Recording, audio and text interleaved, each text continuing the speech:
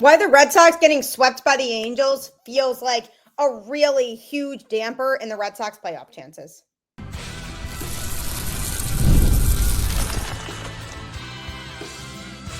You are Locked On Red Sox, your daily Boston Red Sox podcast. Part of the Locked On Podcast Network, your team every day.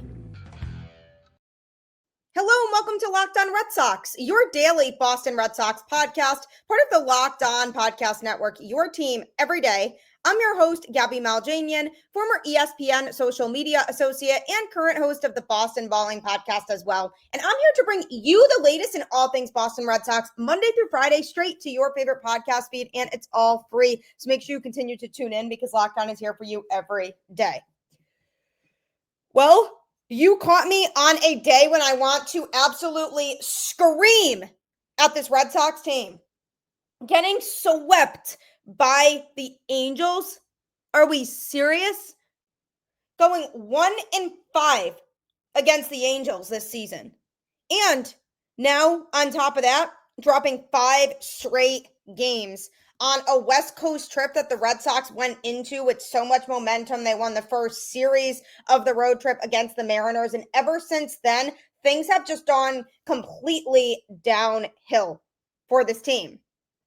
And while every team goes through slumps, this team is on a constant slump.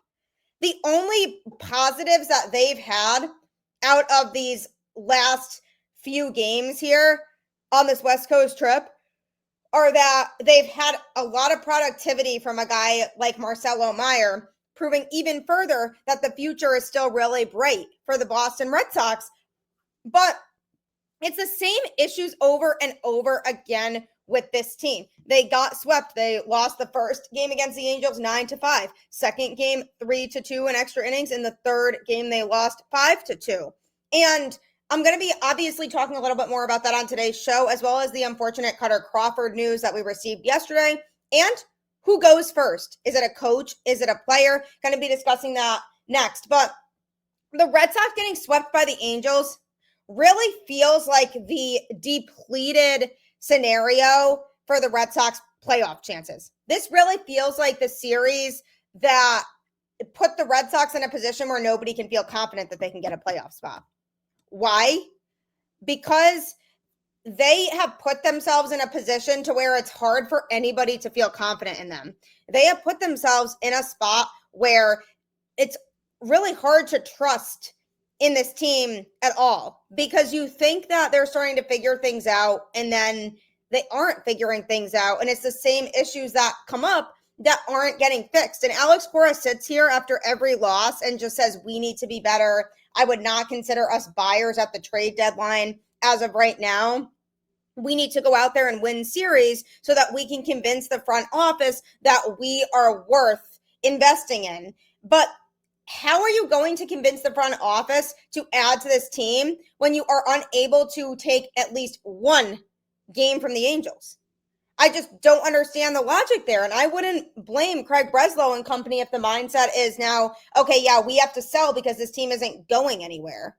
And what's maddening about it is that there's definitely some talent there between Garrett Crochet leading the rotation and the youngsters like Marcelo Meyer and even Carlos Narvaez. And you look at the outfield situation with Wilyer Abreu and Cedam Rafaela with how far he's come at the plate. And you definitely have pieces there. But the problem is that there's just everything in between and guys not being able to execute. For example, in the game yesterday against the Angels, the series finale, the Red Sox recorded just 3 hits in that game and 14 strikeouts as a team. 14. And the Angels pitcher that started in this game was Yusei Kikuchi, and he looked really solid. He got through 7 innings, giving up 3 hits and 2 runs, but neither one was earned. It was 2 unearned runs that were very early on in the game, and the Red Sox couldn't do anything after that. Kikuchi recorded 12 strikeouts. The Red Sox couldn't touch him. And part of that is because, yes, when they are facing talented pitching, this team completely folds. And Kikuchi has been having a really good season for the Angels. But this is a recurring pattern for for this Red Sox team is strikeout after strikeout after strikeout. Who is that on? That is on the hitting coach, Pete Fatsi. Why is he still employed by the Red Sox organization? It doesn't make any sense to me as to why they could still feel confident in Pete Fatsi being the hitting coach here when the Red Sox overall approach at the plate just isn't seeming to work, and it's consistent and it's day after day where it's the same offensive approach and things just aren't working. So that's one issue, is the thousands of strikeouts and the fact that the Red Sox offensively have not been able to be consistent. And you can easily pinpoint the Rafael Devers trade and say, wow, the Red Sox are so much worse off without him. And on one hand, I agree with that because, yes, you lost your best hitter in that trade and you have yet to replace him and you have yet to replace his productivity in the lineup. And the Red Sox know they have Alex Bregman coming back. So I think part of them wants to just wait till he comes back because they know he can provide a lot of value for this offense when he does. But the problem is you can't wait too long. If the Red Sox are struggling offensively, if you really want to be a playoff contending team, you have to be looking for another bat to couple with Alex Bregman when he does come back. And I do know that the Red Sox are planning on exploring the first base market, but the problem is, are they going to wait too late? And is it going to be by the time they find somebody at the point where the Red Sox aren't even close to being in contention? That's what I'm worried about, is them waiting all the way up until the trade deadline to acquire somebody, and then they're in a really bad spot at that point. So on one hand, yes, 100%. We knew in the short term trading Rafael Devers was not going to make the Red Sox a better team. Ultimately, though, in the long term, it is what made sense because they were spending a lot of money for him to be a designated hitter. They need people who are willing to do what the team needs, and they need guys who are flexible and can move around to different positions, whereas with Devers, it was really difficult to get him to be able to do that. But on the other side of this, the Red Sox were having the same problems with and without Devers. The strikeouts for the team as a whole were still averaging double digits for a lot of their games that they were playing. The bullpen was still struggling. Devers isn't going to go out there and fix Luis Guerrero's inability to throw strikes. That's on the bullpen. The starting rotation, when you have a guy like Richard Fitz out there, nobody's going to go out there and force him to be able to pitch deeper into the game. It's just not realistic, and it's not going to happen. You can't stick Rafael Devers out on the mound. So my point with that is, even if you were to stick Rafael Devers back in this lineup right now, maybe you win one more game because maybe he gets that big hit for you in one of those games. So you take a game in that series, but that's a difference of one game. And at this point in the season, one game is not the determining factor that's going to catch the Yankees in the division.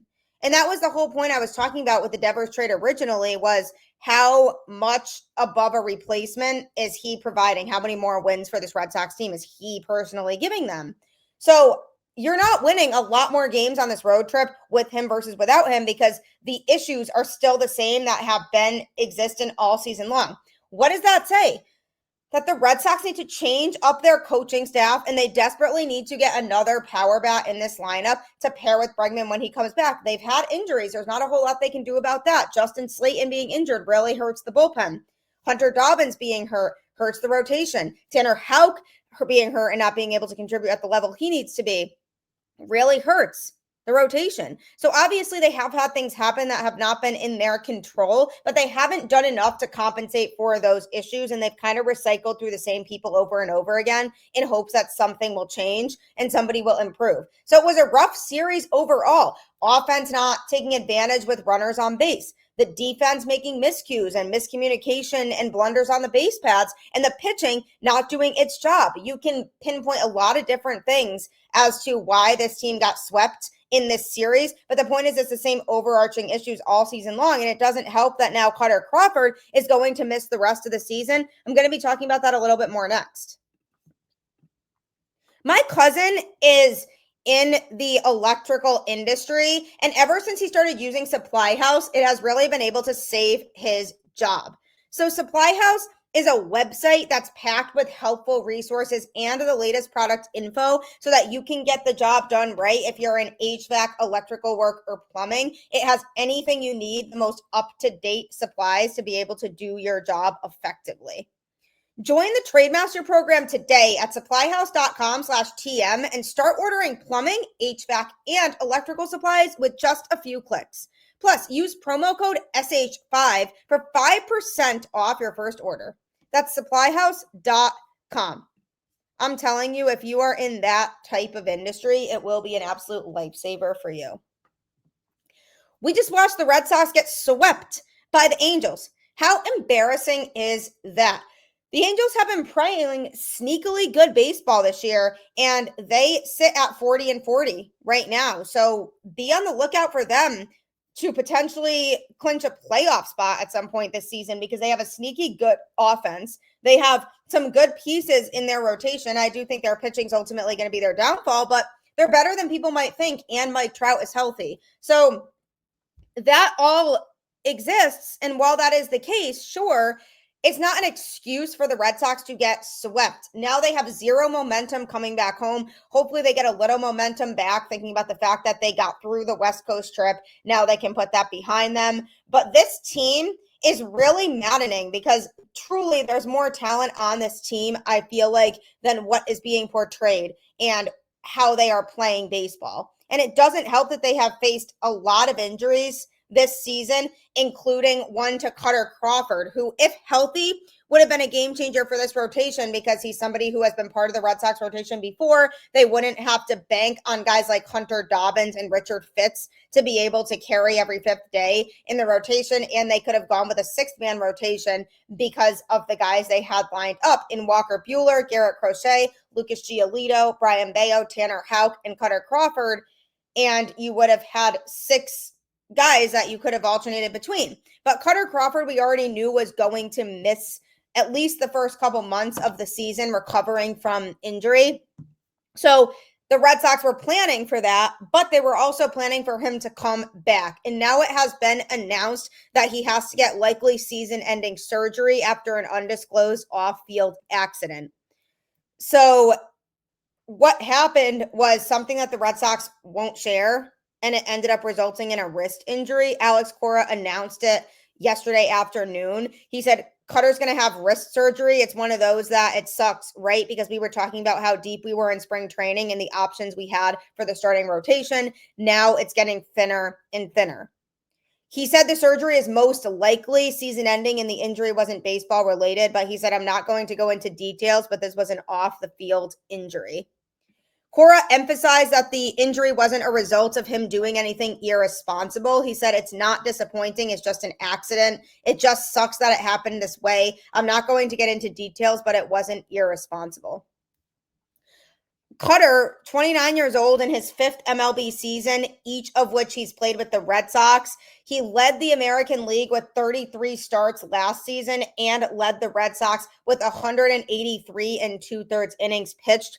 He produced a .436 ERA with 175 strikeouts and 55 walks, but he also did allow an MLB high 34 home runs. And that was something about Kutter that was concerning was, yes, he would get a lot of the swing and miss stuff, but he was also giving up the long ball a lot. He has not pitched at all this season. He started spring training sidelined with tendinosis in his right knee that plagued him throughout the 2024 season and began the season on the 60-day injured list because of it. He threw batting practice sessions in May and was slated for rehab assignments in June in his comeback from his knee surgery, but the wrist injury has likely ended his season. So obviously that's a huge blow to a Red Sox rotation that is starting to become more and more depleted because of injuries, because obviously Tanner Houck and Hunter Dobbins are both on the 15-day injured list, both dealing with elbow strains. Houck has now made 2 rehab starts at AAA Worcester. I actually spoke with him after the first one. Be sure to keep tuning into the show because I will be dropping that interview that I had with Houck soon. And Dobbins is scheduled to throw a bullpen session over the upcoming weekend. The Red Sox entered yesterday on a 4-game losing streak in the aftermath of trading Rafael Devers. And then after they lost 2 of 3 to the Giants, they then proceeded to go and get swept by the Angels to now sit at 40-42. And they are currently 6.5 games back of first place in the AL as this is being recorded. And the most frustrating thing about all of that is that the Yankees have also not been playing very good baseball right now, and the Red Sox just aren't capitalizing, and they're further distancing themselves from even the Blue Jays and the Rays. So a lot of execution issues. So as if the Red Sox needed something else to be disappointed about, now Kutter Crawford is out for likely the season. And especially because you have a guy like Walker Buehler who's struggling as much as he is in the rotation right now, and Lucas Giolito, who has been very hit or miss this year, it's really hard to think about another starter who's not going to be able to contribute this season. And I definitely had some concerns about Kutter in terms of his consistency and his ability to cut down on letting go of the long ball, but he could have helped the rotation out, and it would have given the Red Sox options. And that's the biggest thing, is they don't really have options right now, so they're stuck with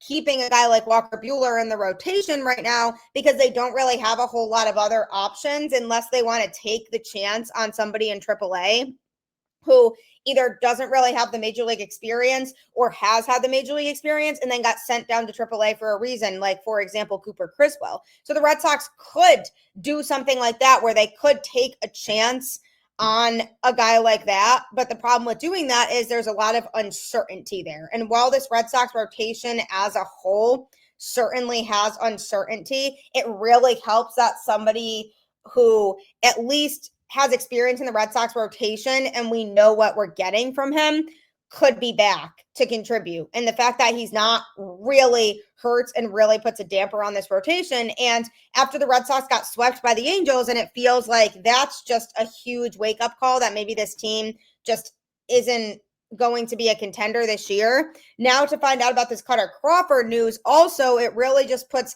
more salt in the wound and saying, oh, by the way, your team already is struggling. Let's throw another injury your way because, by the way, your team, as a reminder, is not competitive this year. And it's unfortunate because going into this season, I felt like the Red Sox had more depth than they've had in a long time, especially on the pitching side of things with their rotation and even in the bullpen with the guys that they added. You have guys who have been really reliable in the bullpen. For example, a guy like Aroldis Chapman, the closer, who has been a complete shutdown guy this season. Garrett Whitlock has been hit or miss for sure as of recently. Justin Wilson hasn't had a clean inning in a bit. Luis Guerrero struggling. Zach Kelly struggling. Of course, you have Greg Weissert, who also is struggling, but he has been used a lot as of late, so he definitely deserves a pass there. Brennan Bernardino has generally been reliable, but he's even had his bumps in the road. So you can't really sit here and say you feel fully confident in the bullpen either. So if Kutter Crawford was able to come back, then you could have said, okay, let's try one of the guys who's been struggling in the rotation and put them in the bullpen and see how they do there. Richard Fitz, for example, a guy who was getting work in AAA after he got back from injury and had one start with the Red Sox and got completely shelled. So then they sent him back down to Worcester. So them sending him back up because they didn't really have a choice because of Hunter Dobbins now getting injured, they could have said, okay, when Kutter Crawford comes back, we can keep Richard Fitz up here. We can just move him into the pen and see if he would be better as a 2 or 3 inning guy there as opposed to a starter, because he hasn't really been able to get into the 5th inning when he's been starting for the Red Sox. There's a lot of work he still has to do in terms of his development and his arsenal and his location of certain pitches. And maybe that means that he would be a better fit out of the pen, pitching 2 or 3 innings. But the Red Sox don't really have a choice right now. They can't really decide we're just going to stick Fitz in the bullpen right now because they don't have a lot of options in terms of arms right now. And part of that is obviously injuries. And that's, I would say, a big part of it. But also, it's hard to feel like you can trust the pitching construction that this organization has been doing because they were banking really heavily on a guy like Tanner Houck to continue to improve this season. And the writing was a little bit on the wall for him to struggle going into this year because he had a really strong first half of the season last year and was in the Cy Young conversation. And then he started to decrease his abilities to be effective in the second half. And I was worried about which version of him we were going to get going into 2025. And sure enough, we got the version of him that was from the second half of the season, but really almost a lot worse than that. And now he's rehabbing. He's trying to get himself back up to form. And they're really hoping that he can come back and contribute a lot more than he did in the first month or so of the season before he got hurt. But it's just really tough because the Red Sox really banked on a lot more things that were uncertainties than they probably should have. And now we're paying the price for it because now with the guys who are hurt, the Red Sox feel backed into a wall and have to just use whoever's available. So right now, they're not really set up for a lot of success. And coming up, who goes first? Does somebody get fired or does somebody get traded? If you want to make money while watching sports, you can take 100% advantage of FanDuel, which is a great way to bet on any sport that's out there while making lots of money doing it. My husband does it. He makes his bets every single morning, and he's made a ton of money by placing bets on FanDuel on every sport, you name it, whether it's NBA, WNBA, MLB, NHL. He'll place bets based on whatever is going on that day. And the amount of money he's won because he's been able to figure out how to bet effectively has been unbelievable. You learn along the way. The app gives you tools on how to make better bets, and they can help you become rich, essentially, really fast. New to FanDuel, new customers can bet just $5 and get $150 in bonus bets if your first bet wins. Open the FanDuel app today or visit FanDuel.com to get started. FanDuel is the official sports betting partner of the NBA. You will not be disappointed if you download the app. I am, however, disappointed in the Boston Red Sox, though, as they just went and got swept by an Angels team that they really should have been able to beat. And it drives me completely insane how they could ride such a high for a temporary period of time, and then they drop back down into the low. They have bounced back to 6 games over 500 and then dipped back down to 2 games under 500. And it's the most maddening and frustrating and upsetting thing as a Red Sox fan to have to experience. And you know what?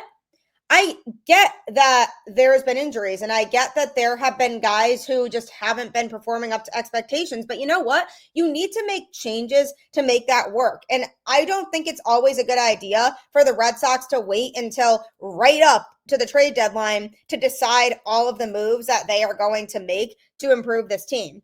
And all of this with the Red Sox now poses a question of who goes first.